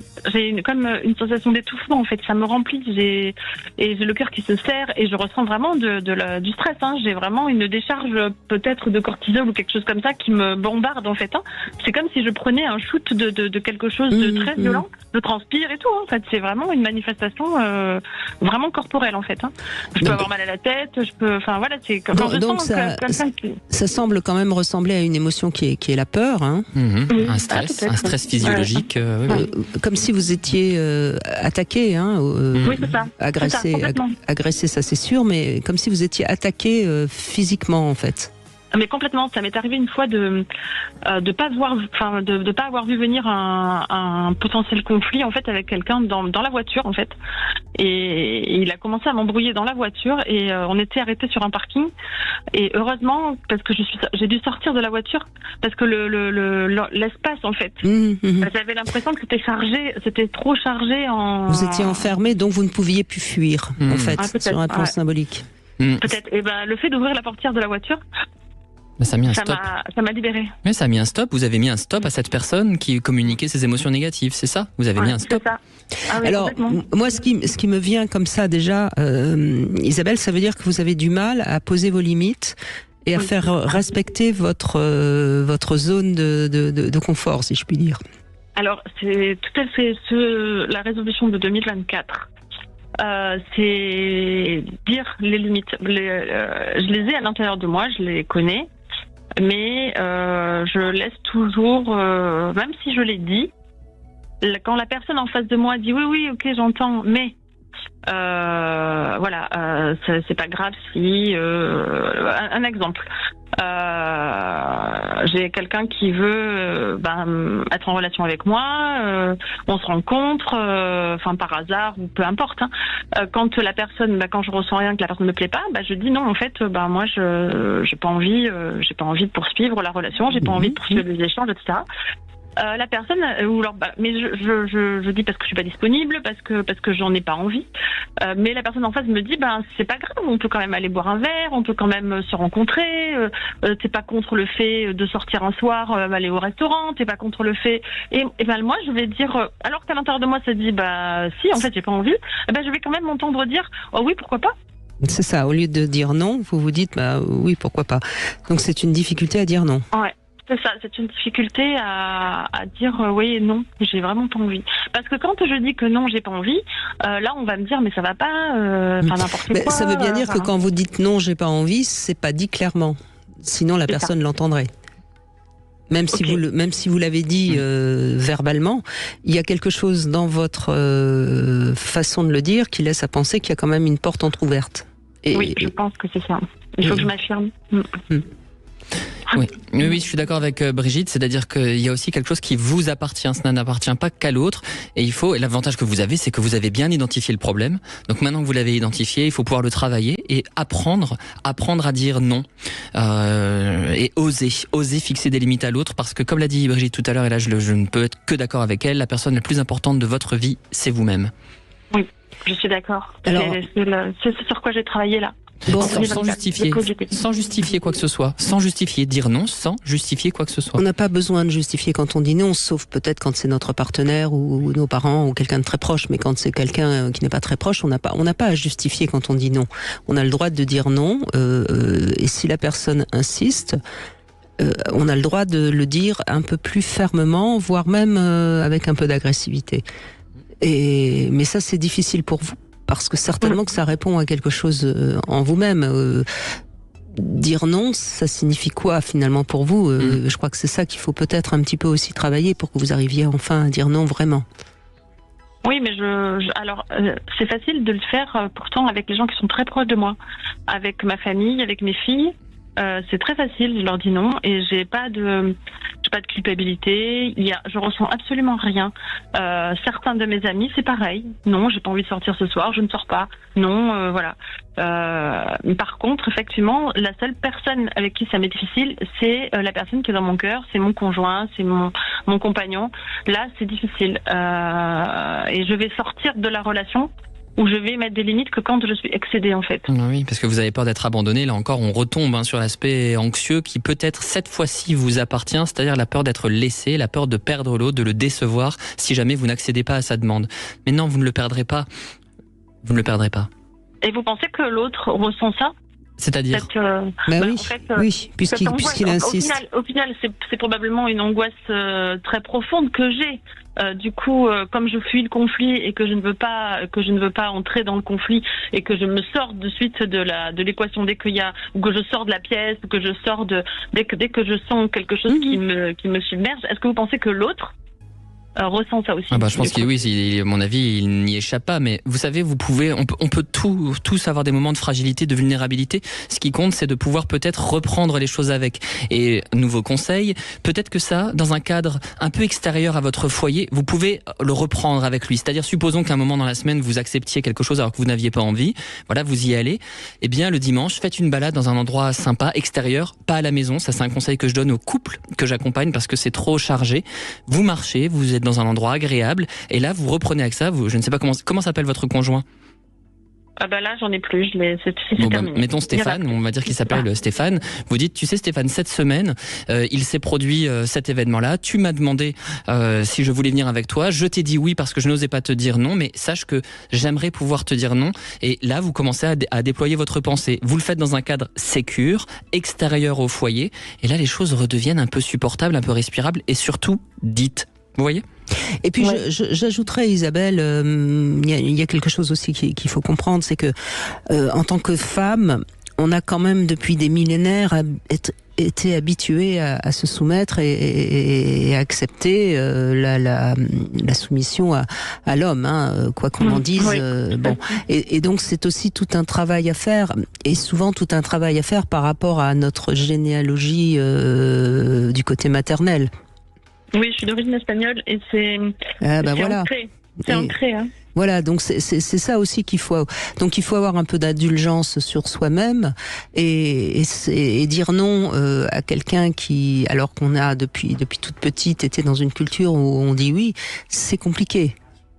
C'est vrai, je suis d'accord. Et donc prendre conscience aussi de comment on va se mettre au monde en tant que femme et non plus en tant que femme de la lignée de notre propre culture, c'est une prise de conscience qui est importante à faire parce que ça va vous permettre de vous positionner de l'intérieur de vous-même et non plus de l'extérieur de vous-même de par vos racines. Vous voyez ce que je veux dire ? Oui, je comprends, c'est lâcher la loyauté. Oui, absolument, absolument. Transgénérationnel ou rendre à chacun ce qui lui appartient, au monde ce qui appartient au monde, à la famille ce qui appartient à la famille, mais essayer de débrouiller tout ça, peut-être avec un accompagnement par un psychologue sur un temps pas forcément très long, mais pour pouvoir y voir un peu plus clair justement dans tout ce que nous expliquons. Parce que ce qui se passe souvent quand on essaye de s'affirmer avec quelque chose quand même qui est tout le poids de notre culture, tout le poids de peut-être aussi de l'image maternelle qu'on a, eh bien il y a une sorte de paradoxe intérieur et c'est difficile parce que finalement quoi qu'on fasse, on va pas se sentir bien. Oui. Vous voyez ? Donc c'est faire ce nettoyage intérieur qui va vous permettre à ce moment-là d'enfin accepter d'être vous-même, avec bien sûr vos origines, mais votre destinée qui vous appartient et que vous décidez de prendre en main. Merci. Je vous en prie, merci à beaucoup. vous Isabelle, merci à vous. On fait une petite pause, on va se retrouver avec un Love Conseil. Je vous propose une règle de 3 pour mieux faire l'amour, et puis on va tester un jouet, et puis on va continuer évidemment à évoquer l'anxiété et le stress. À tout de suite. Vous voulez parler à Brigitte Lahaie ? 0826 300 300. Ça s'est passé sur Sud Radio. Sabrina Agresti-Roubache, une amende pour consommation de drogue sera inscrite au casier judiciaire. Je demande à ce que ça le soit. Je ne sais pas si le gouvernement va le proposer, mais en tout cas, je suis favorable, c'est un délit. C'est pas rigolo de consommer de la drogue. C'est pas drôle. Sud Radio, parlons. Cam4.fr, le plus grand site de webcam live réservé aux adultes. Brigitte Lahaie, Sud Radio, le Love Conseil. Eh bien, Samuel Doc, je vais parler de la règle des 3. On rêve tous de devenir un bon amant ou une bonne maîtresse. Eh bien, c'est simple. Il suffit de connaître cette règle de 3 de l'amour sexuel et de s'en souvenir à chaque instant. Je vais donc vous la donner. Première chose essentielle, la zone érogène la plus importante, c'est notre cerveau. Donc, inutile de croire qu'il faut s'exercer durant des heures ou d'apprendre par cœur des trucs techniques. Non, il suffit d'être en relation avec son corps, son cœur, et c'est donc à ce moment-là le cerveau qui joue ce rôle de médiateur entre le corps et le cœur, c'est-à-dire que c'est donc nos sensations physiques et émotionnelles qui vont nous permettre de lâcher prise, donc de ne plus être dans le contrôle et d'être donc dans ce qu'on ressent. La deuxième règle, notre aphrodisiaque le plus efficace, c'est notre imagination, c'est notre capacité à fantasmer, à se souvenir, et c'est ça qui entretient notre sensualité et qui donc améliore notre sexualité. Troisième règle, le plus excitant, eh bien, c'est l'anticipation. Figurez-vous, eh oui, on peut anticiper dans notre sexualité. Et c'est vrai qu'en préparant le rapport sexuel que vous aurez, vous avez plus de chances d'atteindre le 7e ciel. C'est-à-dire que c'est pour ça que les rituels, par exemple, fonctionnent bien. Donc voilà. Donc si vous mariez ces 3 règles, a priori, vous allez améliorer votre vie sexuelle. Donc à vous de jongler avec les 3. Il n'est pas nécessaire de toujours penser à ces 3 règles, mais sans cesse vous rappeler ces trois règles. Par exemple, le cerveau, c'est ce qui se dit entre les amants. L'intimité n'est pas uniquement sexuelle. L'imagination, c'est bien sûr simple à comprendre. Hein. Quant à l'anticipation, c'est un appel, une attention quelques heures avant, ou encore une préparation vestimentaire le matin. Si vous mettez la petite culotte en dentelle un peu string que vous avez envie que votre amant vous enlève ce soir, je pense que vous serez déjà plus prête à arriver à l'orgasme que si vous mettez une culotte petit bateau. Oui, et puis on pourrait l'appeler la règle CIA, cerveau, imagination, anticipation. C'est facile à retenir, la règle CIA. Bravo. Je ne savais pas que vous y travailliez, mais je le découvre. Ce sera facile à retenir comme ça. Non, c'est très bien. Bonjour Florent. Bonjour. Alors vous avez reçu, alors je ne sais pas ce que c'était, donc voilà, je viens de découvrir ce stimulateur buccal pour fellation et clitoris de U2 Boys, ce que l'on trouve sur rudesplaisirs.com. Expliquez-nous comment ça marche. Alors, c'est un vibreur que l'on va clipser sur la joue, entre la joue et la bouche, et qu'on va allumer et éteindre pour les préliminaires essentiellement. D'accord. Donc on rentre ce petit jouet Samuel Doc dans la bouche, on le fait vibrer avant évidemment. Bon. On peut. Oui. On n'est pas obligé, mais je pense qu'il vaut mieux le faire vibrer, non ? Oui, mais on peut attendre. On peut attendre le moment propice pour déclencher la vibration aussi. Il y a un petit bouton à l'extérieur pour l'allumer et l'éteindre. Ah oui, mais ça y est, j'ai compris. On n'en rentre qu'un bout. Je croyais qu'on rentrait tout. C'est pour ça que je comprenais pas. Mais oui, mais en effet. J'ai mal expliqué. Alors, oui, d'accord.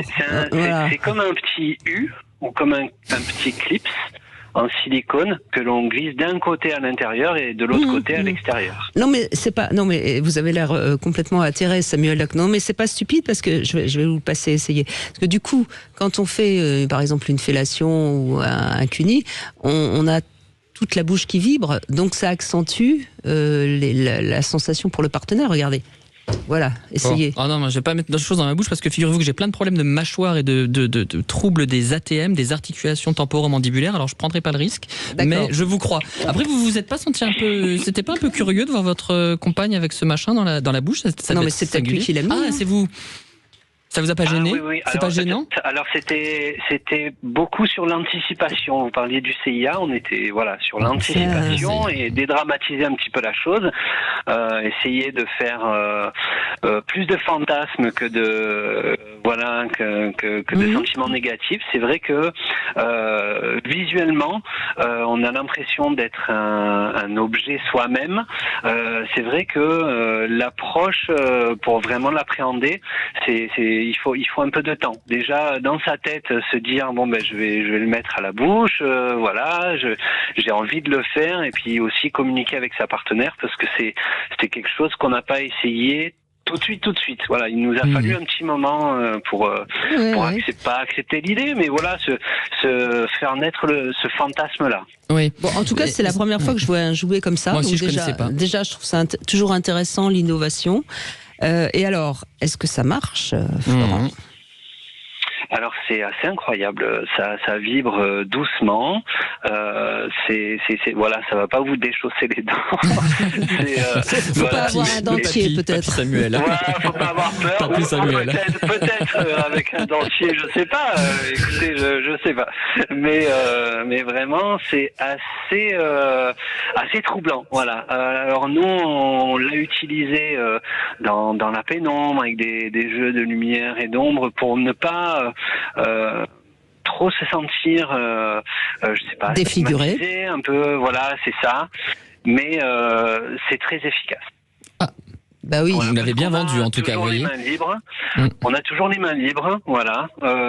Et une fois qu'on est d'accord avec ce petit clip, ce qui est pas, voilà, c'est pas agréable à porter, mais c'est pas désagréable non plus. Mais le gros plus, c'est le plaisir que l'on donne à son ou à sa partenaire. Oui, il y a une vibration supplémentaire. Oui, mais je pense que bien utilisé, ça peut être réellement un booster intéressant. Oui, franchement, c'est original en tout cas. Ah oui, carrément. J'étais dubitatif au début, mais vous nous l'avez vendu avec beaucoup de talent. Merci. On y a pris beaucoup de plaisir. Merci de me l'avoir fait tester. C'était très chouette. Eh bien, on vous le laisse, Florent. Et quelle note vous lui donnez alors ? Ben, à part le côté visuel où on peut pas faire beaucoup mieux parce que c'est quand même quand on le porte on a l'air je sais pas un robot. D'un robot un petit peu, ouais, c'est ça, c'est voilà. Mais sinon, ouais, c'est pour le plaisir, c'est vraiment parfait, c'est 10 sur 10. Ah oui, vous l'avez très bien vendu. Bravo Florent. C'est très très bien. Non mais sincèrement, moi, même si au départ j'étais un peu sceptique, je pense que ça peut être très très bien. Bon, et ben ce stimulateur buccal pour fellation et clitoris, enfin l'un ou l'autre, vous pouvez le retrouver sur l'enseigne rudesplaisirs.com. Merci beaucoup Florent. Nous continuons avec Bruno qui est avec nous. Bonjour Bruno. Bonjour Brigitte, bonjour Samuel. Bonjour Bruno et tous mes vœux. Merci également. Ça va être difficile de parler juste derrière à 10 sur 10. Oui, mais vous avez la chance de ne pas avoir ce stimulateur dans la bouche, donc ça va être plus facile pour parler. Voilà, vous voulez apporter mon témoignage ? On vous écoute, allez-y, oui. Moi, j'ai connu la peur parce que quand j'étais petit, mon père, ne sachant pas comment il allait rentrer, s'il allait rentrer ivre ou pas ivre, on stressait tous les deux, ma mère et moi. Ma sœur se réfugiait dans sa chambre. Et donc, j'ai connu la peur à partir de là, quoi. D'accord. Ce qui est important à dire, Bruno, encore une fois, j'accuse pas votre mère, mais je crois que c'est important aujourd'hui où quand même la société a évolué. Si on est une mère et que on laisse son enfant subir ce que vous avez subi, c'est-à-dire que son enfant voit notre conjoint nous battre, eh bien c'est quelque part on n'a pas compris à quel point on n'était pas tout à fait une bonne mère. Et aujourd'hui, il faut vraiment aller voir les services sociaux qui sont là pour éviter ce genre de traumatisme sur des enfants. Parce que là, ce que vous racontez, c'est terrible. Parce que vous savez, on essayait de s'enfuir et qu'on allait à la police venait, il sortait son pistolet et mon père cassait un tesson de bouteille. Et il pouvait rien faire, quoi. Quand on réussissait à s'enfuir, enfin bon. Oui, bien sûr, mais Bruno, je n'accuse absolument pas votre maman. Je suis là pour transmettre un message pour tous ceux qui écoutent et qui peut-être sont encore comme vous l'étiez, vous, petit garçon, en train de... Donc voilà, mais ce que vous avez vécu, de toute façon, c'est insupportable parce que en tant qu'enfant, vous ne pouvez pas défendre votre mère. C'est quand même votre père. C'est des tas de... Délicat, oui. C'est des tas de choses paradoxales, psychiques qui vous ont marqué, qui vous marquent à vie. De maltraitance. Comme vous disiez, ça vous marque à vie, ça vous suit partout, quel que soit le chemin qu'on prend. Oui. Même avec les femmes, au début c'était difficile d'aborder une femme. Ayant connu la peur, j'étais stressé les premières. Après ça a été de mieux en mieux, mais au début c'était pas facile non plus. Oui. Et aujourd'hui alors, comment se présente votre angoisse ? Parlez-nous-en. Maintenant, je n'ai plus d'angoisse. Je me réfugie dans la lecture mathématique, les livres de médecine. Je m'occupe comme ça. Ça fait écho à ce que je disais en introduction, c'est-à-dire le support du culturel. Trouver une autre manière justement de se border. Voilà. Oui. Mais vous êtes peut-être un peu isolé quand même. Oui, je suis un peu isolé, oui. Vous en souffrez ou pas ? Oui, j'ai bien compris que c'était un choix. Enfin, vous êtes isolé, vous avez vos lectures et on n'est pas seul quand on lit, on est avec les auteurs. Mais vous souffrez d'être peut-être un peu isolé par rapport au monde ou pas ?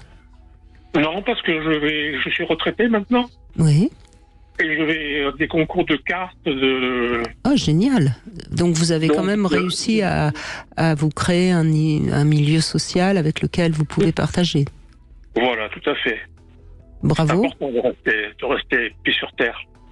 Non, mais bravo, parce que vous avez su à la fois vous nourrir l'esprit grâce aux lectures, et puis quand même à rester en contact avec d'autres personnes.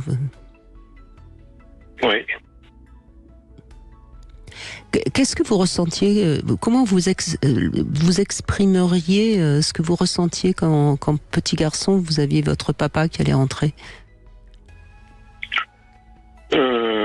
Comme je vous dis, j'avais très peur. J'appréhendais le moment parce que je savais comment ça allait commencer. Et vous aviez peur pour qui ? Pour vous ? Pour votre maman ? Pour votre sœur ? Ou pour tout le monde ? Ma sœur partait dans sa chambre. Moi, je devais rester avec ma mère, voir que ma mère, elle prenait tout ce qu'elle pouvait prendre dans la tête. Voilà, c'est ça. C'est souvent ça. Vous se sentiez obligé de rester avec votre mère, c'est ça ? Oui. En fait, c'était c'est vous qui choisissiez de rester à côté de votre maman, hein, c'est ça ? Oui. Est-ce que vous pensiez... Elle vous le demandait aussi après. Hein. Elle vous le demandait aussi, oui. Oui. D'où le sentiment de culpabilité qui existe aussi derrière chaque angoisse. Est-ce que vous avez pu dire un jour à votre père tout le mal qu'il vous avait fait ? Je l'ai fait, mais il paraît que je l'ai fait une fois que j'étais ivre, donc je ne m'en rappelle pas. Pourriez lui écrire aujourd'hui, même s'il est plus là ? Il est décédé.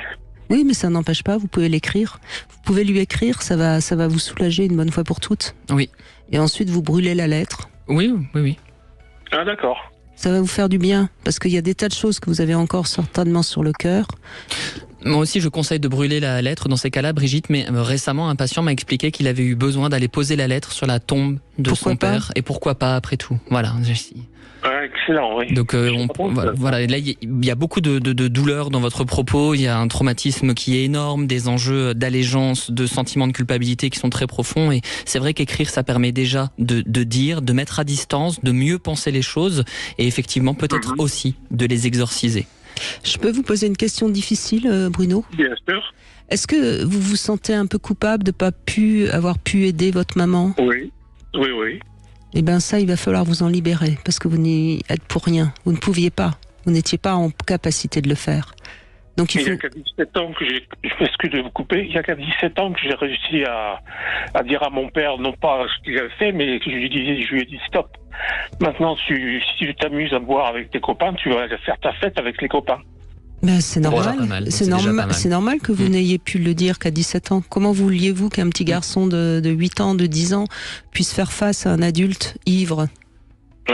Et dangereux, parce que là, il est question de tessons de bouteille. Enfin, je veux dire, il y avait un vrai danger. Oui, non, mais il était fou, il avait les yeux exorbités. Bon, donc ça, cette culpabilité qui vous ronge, il faut aussi que vous arriviez à vous en libérer, parce que vous ne pouviez pas. Et quand on peut pas, on n'a pas à se sentir coupable. Vous avez déjà vous avez déjà su rester auprès de votre maman, qui n'aurait pas eu à vous le demander. Mais bon, ça c'est autre chose. On va pas tout régler en une seule fois. Mais vous avez déjà eu le courage de rester auprès de votre maman. Votre sœur, elle partait. Oui. Vous voyez ? Donc vous avez été courageux. Donc vous n'avez pas à vous sentir coupable. Parce que cette culpabilité, quelque part, elle vous ronge un peu. Et si vous arrivez à vous libérer de cette culpabilité, vous allez voir que vous allez un peu mieux respirer, et la vie sera peut-être un petit peu plus belle quand même. Oui. Et à 17 ans, j'ai commencé à devoir prendre des anxiolytiques pour dormir la nuit. Ben, bien sûr. Et ça a développé une dépendance ? Tout à fait. Ben voilà. C'est le problème des anxiolytiques, c'est que c'est très addictogène. Mais sans ça, je sais pas comment j'aurais fini, quoi. Et aujourd'hui, vous en prenez toujours ? Non. Bravo. Bravo. Je fais du sport à côté pour me fatiguer. Il y a quand même, quand je vous écoute, il y a quand même de la matière à faire un travail de parole. Hein. D'accord. Il y a vraiment de la matière pour que vous puissiez être accompagné et vous libérer de ce sentiment de culpabilité. Voilà, c'est une chose qu'il est possible de faire. Moi, j'accompagne beaucoup de personnes dans votre situation qui ont vécu des maltraitances terribles et qui essaient de s'en relever aujourd'hui. Ce que j'aimerais dire aux auditeurs aujourd'hui, la souffrance psychique, ce n'est pas une fatalité. Disons-le, redisons-le. Les blessures du passé, il n'y a pas d'âge pour en guérir. Accordez-vous ça, peut-être, vous voyez, c'est une nouvelle année, une année qui vous appartient, qui s'ouvre devant vous, accordez-vous d'aller mieux. D'accord. Vous avez fait un beau travail. Ah oui, magnifique. Vous avez cette force pour aller encore un peu mieux. Oui. Je vous assure. Oui. Je vous assure. Tout le monde n'a pas les ressources pour faire une thérapie. C'est pour ça que j'aime beaucoup ce qu'est en train de vous dire Brigitte quand elle parle de ce chemin qui a déjà été fait. C'est que la thérapie, c'est quelque chose d'exigeant, intellectuellement, émotionnellement. Et moi, c'est pour ça que je refuse parfois des patients parce que voilà, ils ne pourront pas mener un travail à mes côtés. Mais vous, je sens que vous avez vraiment les ressources pour y parvenir. Il faut pouvoir vous accorder ça. D'accord. Merci Bruno, merci beaucoup. À vous. Merci infiniment pour ce beau témoignage. Merci à vous. On fait une petite pause, on se retrouve dans un instant. 14h-16h, Brigitte Lahaie, Sud Radio. Cam4.fr, le plus grand site de webcam live réservé aux adultes. 14h-16h, Brigitte Lahaie, Sud Radio.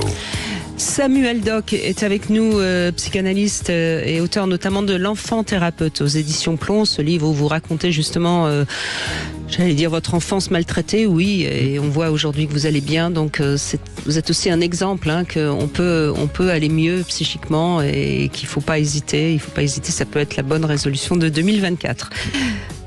Bonjour Tania. Oui, bonjour Brigitte, bonjour Samuel. Bonjour Tania. Enchantée. Enchantée aussi. Merci de témoigner. Donc, vous avez connu des partenaires très anxieux, et vous avez envie de témoigner justement sur cet accompagnement. Un peu lourd, voire complètement bloquant, étouffant.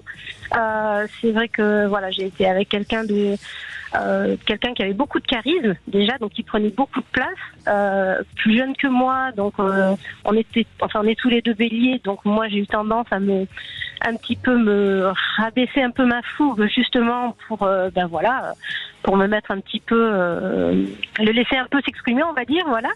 Et c'est vrai que c'était quelqu'un de très avec beaucoup de personnalité, qui avait beaucoup de projets, etc. Et même des projets qui souvent ne convenaient pas. Et en fait, petit à petit, je me suis mise dans ma coquille et je prenais de plus en plus d'initiatives comme une agression, en fait, parce que je n'osais plus m'exprimer. Et à tel point qu'il est parti travailler longtemps loin, donc il revenait tous les mois et demi à peu près à la maison, tous les 2 mois. Et une semaine à peu près avant, j'avais une partie du corps tout le bas du corps en fait, qui se couvrait d'eczéma.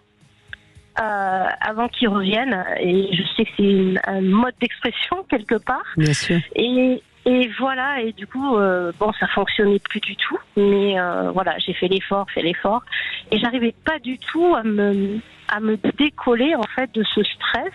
J'essayais de faire bonne figure, etc., pour que ça marche, pour que voilà. Mais et je suis arrivée à m'oublier complètement, oublier ce dont j'avais envie, ce qui me faisait plaisir. Ça a été vraiment un oubli de moi-même.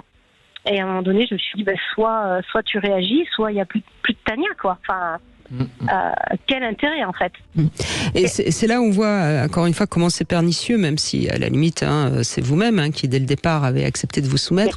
Mais on se soumet un peu, et puis un peu plus, et puis un peu plus. Et à un moment donné, il y a une sorte d'étouffement. Et visiblement, vous avez su ruer dans les brancards, comme on dit, expression très imagée.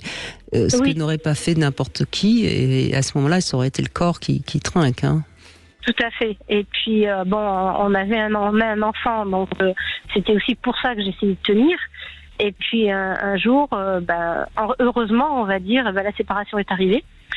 Et je me suis rendu compte que moi, j'ai toujours plein d'idées en tête, mais je ne les mettais pas en place. Je n'agissais pas. Et même si j'avais du mal à comprendre ce qui me motivait, ce qui me faisait envie, etc., des fois quand j'avais une petite idée ou quelque chose comme ça, elle restait, c'était la procrastination en fait, elle restait à l'état d'idée. Et j'ai compris qu'en fait il fallait vraiment passer à l'action tout de suite, même si c'était sortir, aller marcher ou des choses toutes simples. Si j'avais envie de lire, c'était maintenant qu'il fallait le faire pour me reconnecter à moi-même et que ça me nourrisse moi-même et pas chercher la richesse ou l'activité à l'extérieur chez l'autre, mais vraiment me reconnecter à moi. Oui, il y a deux conceptions en psychanalyse qui s'affrontent autour de l'angoisse. La conception de Freud qui disait que l'angoisse relevait d'un manque, d'une séparation, d'un abandon, et celle de Jacques Lacan qui lui disait que c'est le manque du manque. Et il donnait l'exemple de ces mères qui asphyxient complètement leurs enfants en comblant tous leurs besoins alors même qu'ils ne sont pas formulés. Et je crois que c'est intéressant parce que c'est un peu ce qu'on entend dans votre propos, c'est-à-dire que là où on n'a plus de place pour être soi, là où l'autre est totalement envahissant, eh bien il y a l'asphyxie, plus de souffle, et c'est là que l'angoisse surgit. C'est-à-dire qu'il n'y a plus de désir. En fait, plus de possibilité de manquer pour pouvoir désirer. Et là, vous en pouviez plus. En fait, ça avait l'air d'être extrêmement angoissant. C'est-à-dire qu'on on vit tellement pour l'autre, donc on vit plus pour soi, et donc on sait plus qui on est et quels sont nos désirs, en quelque sorte. Aliénation. Exactement, c'est tout à fait ça. Et en plus, on culpabilise parce que j'ai entendu Bruno qui parlait de ça, et on se dit mais quelle est ta valeur ? Pourquoi est-ce que tu n'y arrives pas ? Et c'est vraiment un cercle vicieux. Mais ce que vous avez dit aussi, et que je me permets de relever, parce que je parlais tout à l'heure de la soumission féminine, il y a aussi votre enfant pour lequel vous essayez de maintenir le couple parental. Et là encore, il y aurait beaucoup à dire sur cette condition des femmes.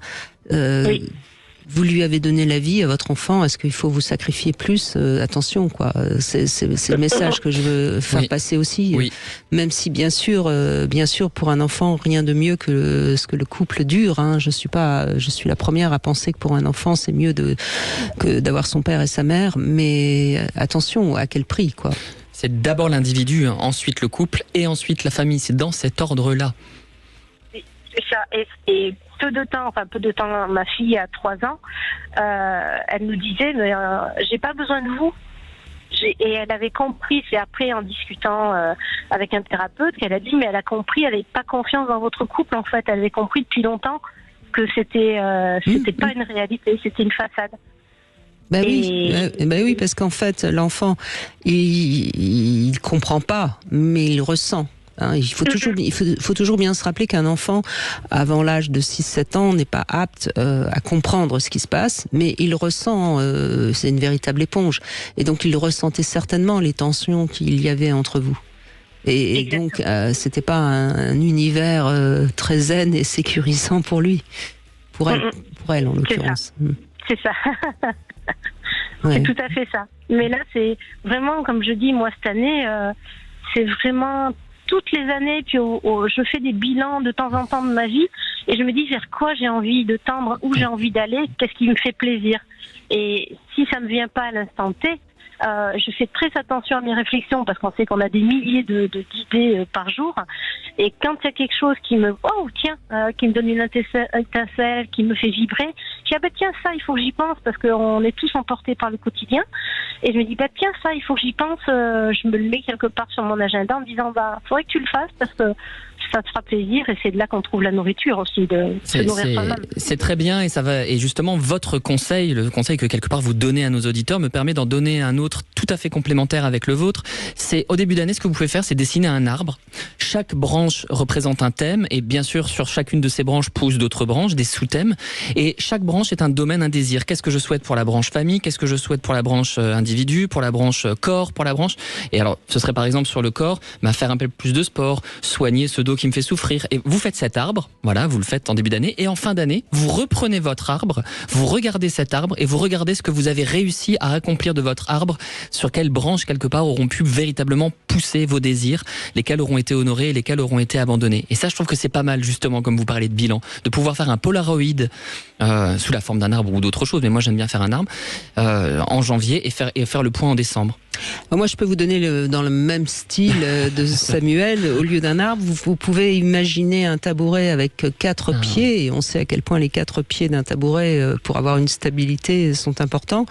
Il y a le pied du domaine affectif. Donc qu'est-ce qu'on veut dans le domaine affectif? Quand je dis affectif, c'est aussi bien la famille, les amis, c'est tout tous nos proches, en quelque sorte. Il y a le domaine de la sécurité. La sécurité, c'est à la fois certes le matériel, l'argent, mais ça peut être aussi le lieu où on est. Si on est dans un lieu où on se sent pas bien, ça prouve que ce pied-là est assez bancal. Enfin voilà, c'est important de faire cette sorte de bilan. Il y a le pilier de soi. Alors soi, c'est le corps et le psychisme, et l'esprit, évidemment, parce qu'on peut aller très bien dans son corps, mais on peut être un petit peu trop anxieux, justement. Donc là, ce pilier-là aussi, il faut en prendre soin. Et puis il y a le pilier qu'on pourrait appeler de la spiritualité, mais on pourrait appeler ça ce pilier du sens, qu'importe. Mais en tout cas, qu'est-ce qui fait que la vie a du sens pour nous? C'est un pilier tellement important. Il y a tellement de gens qui savent même plus pourquoi ils vivent, qu'est-ce qu'ils ont, vers où ils veulent aller. Ce pilier-là, il est souvent très très bancal. Et quand ce pilier-là est très bancal, eh bien généralement, on va pas aller forcément vers ses désirs. Donc c'est important aussi de le considérer. Donc voilà, 4 piliers, Tania.